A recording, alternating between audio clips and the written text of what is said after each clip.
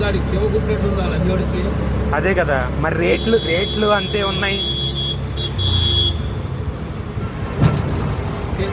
అడిగోడు నేసేది అదే కదా. అసలు అమరావతి ఉంటే ఎంత ఓటేసి కూడా అసలు మనిషే కాదాడు. అదే నాకు తెలిసి అదే. ఏమంటే ఒక్కసారి చంద్రబాబుని ఒక్కసారి గెలిపించుకున్నట్టయితే అదే చాలా వరకు రాజధాని లాక్కొచ్చేసేవాడు. అమరావతి కదా. అమరావతి లాక్కొచ్చేవాడు. జనాలకి పనులు ఉండేవి, ఉండేవి కాదు. అవును. వీడు దొబ్బేయటమే అన్ని. అదే అన్ని అప్పులే.